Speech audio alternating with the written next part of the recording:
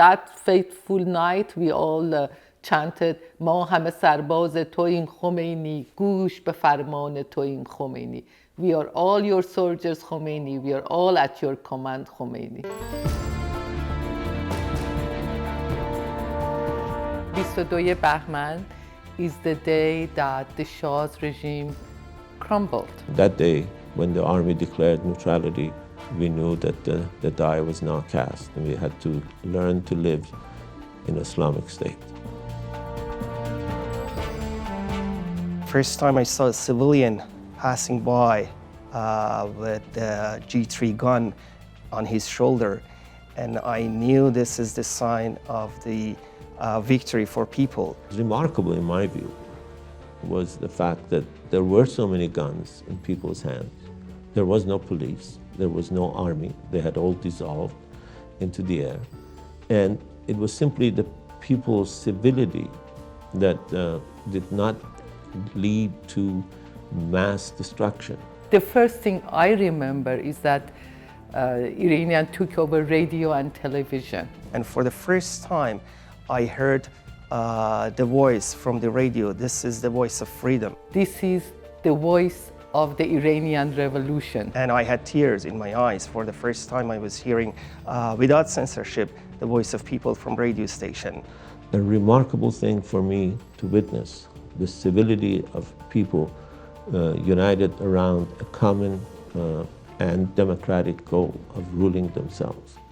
And we started screaming and jumping up and down like all of us, and it was amazing. Like, my parents were wealthy, so they had a chauffeur, they had a cook, they had a gardener, but at this moment all class distinctions had evaporated. We were all one people.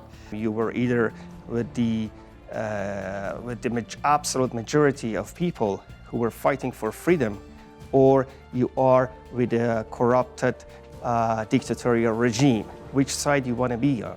I had been a political prisoner under the Shah, and many of the future leaders of the Islamic Revolution, they had been my cellmates for 6 months. So I had seen these people, I had seen their values and their ways, so I wasn't as enthusiastic about what was coming. I was so desperate to get rid of the Shah.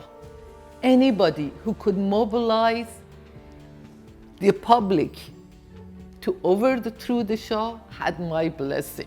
So I was not very happy about what was happening. I knew that if they got the upper hand, Iran would not be a democracy. We had no way of knowing that this is going to happen. We thought it was absolutely obvious that after the revolution we're going to have freedom of assembly, freedom of press, freedom of speech, you know, all those basic individual human rights. We thought that was guaranteed because that's what we chanted in the street. Azadi, Istiqlal, Jomhuri Islami. Freedom, independence, and the Islamic Republic. We thought that was granted. With some vague order on behalf of the leader, Ayatollah Khomeini, or others, that women have to wear hijab.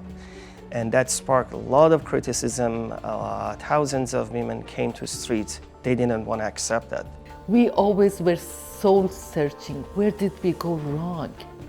How come this government came out of something that we had established ourselves? We thought if something Iranian people established themselves can't be bad. Where did this monster came around? This terror, the big, huge terror that engulfed Iran.